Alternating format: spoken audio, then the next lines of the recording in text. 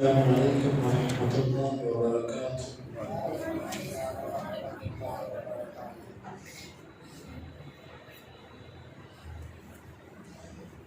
سورہ یونس آیت نمبر 94۔ اعوذ باللہ السمیع العلیم من الشیطان الرجیم من همزه ونفخه ونفثه۔ فَإِن بس اگر كنت آپ ہیں فی میں شک مما اس چیز سے انزلنا جو ہم نے نازل کی الیک آپ کی طرف، فاسأل بس آپ سوال کیجئے الذین ان لوگوں سے یقرؤون جو پڑھتے ہیں الکتاب کتاب کو،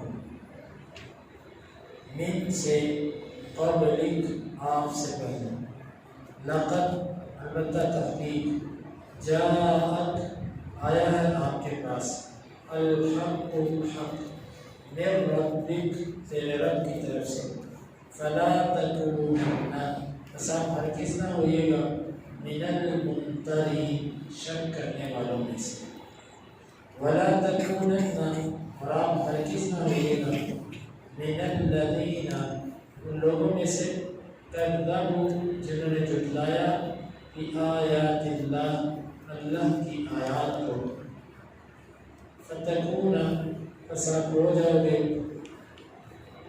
من سے الخاسری خسارہ پانے والی، ان بے شک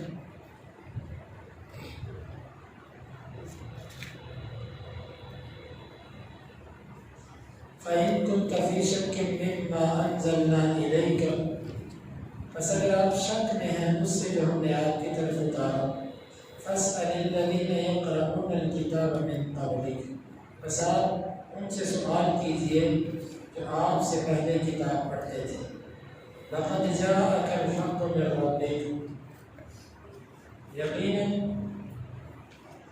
آپ کے پاس حق آ چکا ہے آپ کے رب کی طرف سے، فَلَا تَكُونَنَّ مِنَ الْمُمْتَرِينَ آپ ہرگز نہ ہوئیے گا شک کرنے والوں میں سے، وَلَا تَكُونَنَّ مِنَ الَّذِينَ كَذَّبُوا بِآيَاتِ اللَّهِ اور آپ ہرگز نہ ہوئیے گا ان لوگوں میں سے جنہوں نے اللہ کی آیات کو جھٹلایا، فَتَكُونَ مِنَ الْخَاسِرِينَ بس آپ ہو جائیں گے خسارہ پانے والوں میں سے۔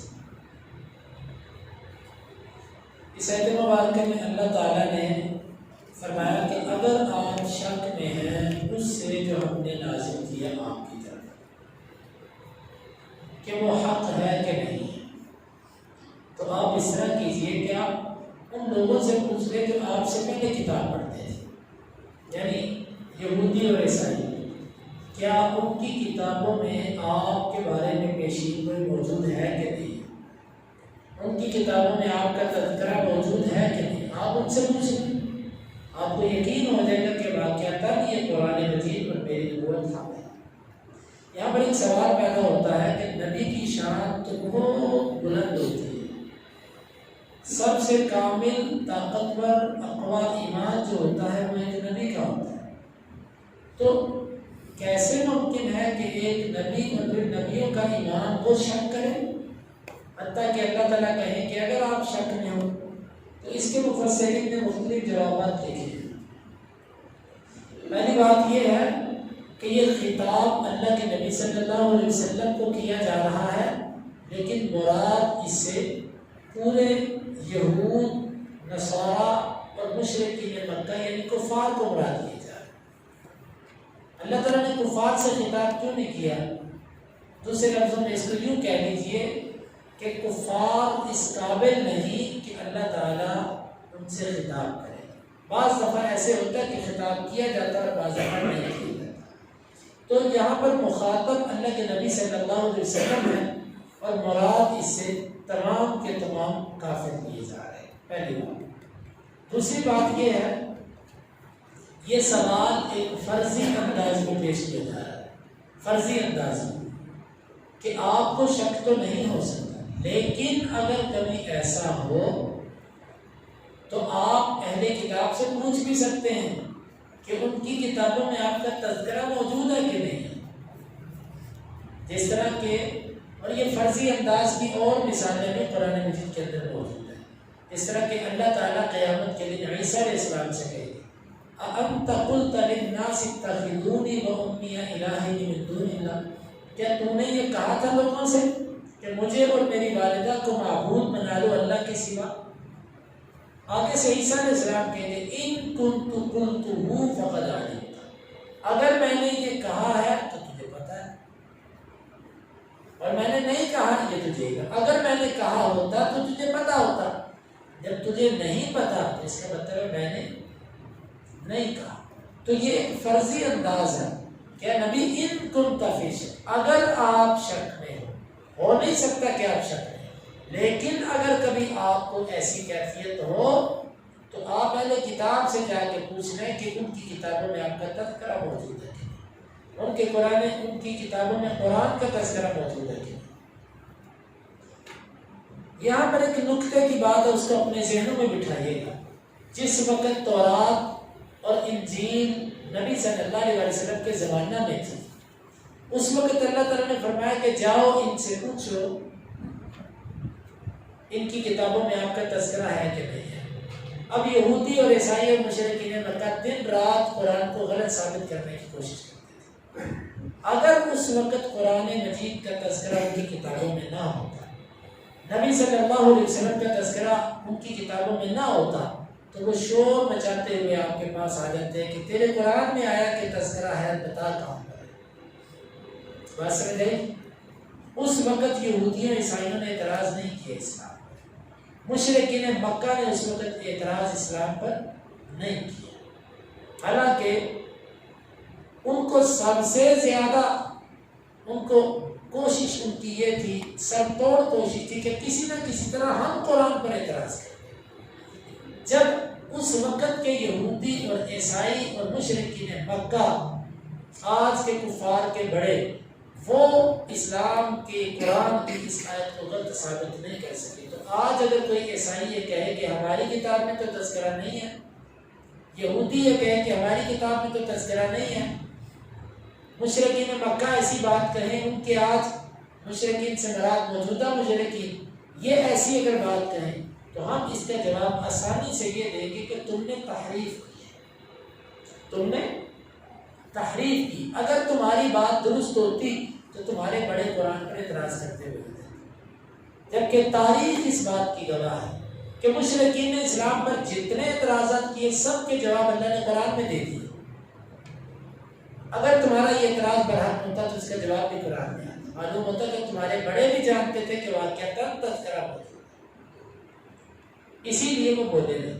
اور آج کے عیسائی پتہ کیا کہتے ہیں؟ میری ایک عیسائی سے گفتگو ہوئی آج سے 14-15 سال پہلے. وہ عیسائی مجھے یہ کہنے لگا کہ پادری تھا. میں نے کہا کہ قرآن مجید کے اندر، ہمارے قرآن مجید میں موجود ہے کہ آپ کے نبی ہمارے نبی صلی اللہ علیہ وسلم کے بارے میں بشارت دے دیں. وہ کہنے لگا بتائیے. میں نے آیت پڑھی کہ یاتی من بعد اسمہ احمد، کہ میرے بعد نبی آئے گا اس کا نام احمد ہے. تو وہ مجھے کہنے لگا کہ جی اس سے مراد جو ہے وہ ہمارے نبی عیسیٰ ہیں. کہ وہ کیسے؟ نہیں، وہ کہنے لگا اس سے زکریا علیہ السلام یحییٰ مراد ہے. یحییٰ اور عیسیٰ جو ہیں یہ ایک دوسرے کے آگے پیچھے ہیں اور دونوں خالہ زاد بھائی ہیں. تو یہ مراد ہیں.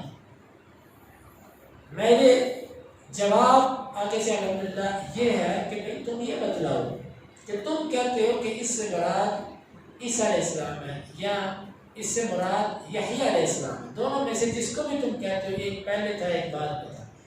سوال صرف تم سے اتنا ہے کہ اس بات کا جواب اس وقت اللہ کے نبی کے زمانے میں تمہارے عیسائیوں نے دیا؟ اس وقت انہوں نے قرآن مجید کی اس بات پہ اعتراض کیا. آج تم اعتراض کرتے ہو، اس کا مطلب ہے تم تحریف کر چکے. تم اردو میں جب تم نے ترجمے کیے تم نے اس کو بدل. تو یہ بہت بڑی دلیل ہے ہمارے پاس قرآن کے حق ہونے کی، ہمارے نبی صلی اللہ علیہ وسلم کی نبوت کے حق ہونے کی بہت بڑی دلیل ہے کہ اس وقت کے سب سردار جو تھے وہ خاموش رہے، وہ اسلام پر اعتراض نہیں کر سکے. آج اگر کوئی کرتا ہے تو اس کا ہمارے پاس سیدھا سا جواب ہے کہ تم نے تحریف کر دی. اگر یہ تمہارا اعتراض سچا ہوتا تو قرآن پر اس وقت کے تمہارے بڑے یہ اعتراض کر چکے ہوتے. فَاسْأَلِ الَّذِينَ يَقْرَؤُونَ الْكِتَابَ مِنْ قَبْلِكَ، آپ ان سے پوچھیے جو آپ سے پہلے کتاب پڑھتے تھے. آپ سے پہلے کتاب پڑھنے والوں سے مراد یہودی اور عیسائی، ان سے پوچھو. لَقَدْ جَاءَكَ الْحَقُّ مِنْ رَبِّكَ، آپ کے پاس حق آ چکا ہے آپ کے رب کی طرف سے. فَلَا تَكُونَنَّ مِنَ الْمُمْتَرِينَ، بس آپ شک کرنے والوں میں سے ہرگز نہ ہوئے. اس کا میں مطلب سمجھا چکا ہوں کہ آپ شک نہیں کر سکتے. خطاب آپ کو ہے، مراد امت ہے. یا فرضی طور پر یہ بات کی جا رہی ہے کہ اگر آپ کو ایسا ہو تو آپ دیکھ لیجئے، آپ کو شک کرنے کی ضرورت نہیں ہے، آپ حق پر ہیں. وَلَا تَكُونَنَّ مِنَ الَّذِينَ كَذَّبُوا بِآيَاتِ اللَّهِ فَتَكُونَ مِنَ الْخَاسِرِينَ، اور آپ ان لوگوں میں سے ہرگز نہ ہونا جنہوں نے اللہ کی آیتوں کو جھٹلایا، اللہ کی آیتوں کی تکذیب کی. آپ خسارہ پانے والوں میں سے ہو جاؤ.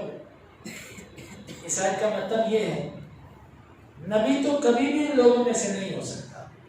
بعض دفعہ ایسے ہوتا ہے کہ اللہ تعالیٰ کسی جرم کی قباحت بیان کرنے کے لیے کہ یہ جرم اتنا بڑا ہے، اتنا بڑا ہے کہ نبی جیسا عظیم انسان بھی اگر اس جرم کو کرے گا نا تو وہ بھی خسارے والوں میں سے.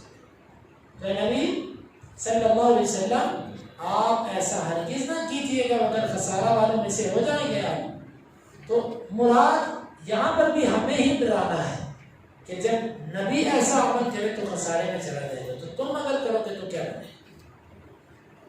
تو یہ آیات ہیں. تکذیب کی دو صورتیں ہوتی ہیں، ایک ہوتا ہے زبان سے تکذیب کرنا اور ایک ہوتا ہے عمل سے تکذیب کرنا. کوشش کرنی چاہیے ہم کسی بھی طرح تکذیب کے زمرے میں نہ آئیں. جو زبان سے تکذیب کرے وہ تو کافر، لیکن عمل سے تکذیب بھی بعض دفعہ انسان کو کفر تک پہنچا دیتی ہے. اللہ تعالیٰ سے دعا ہے کہ اللہ تعالیٰ ہمیں آیات کو سمجھنے کی اور ان کے تقاضوں کو پورا کرنے کی توفیق عطا فرمائے. آمین.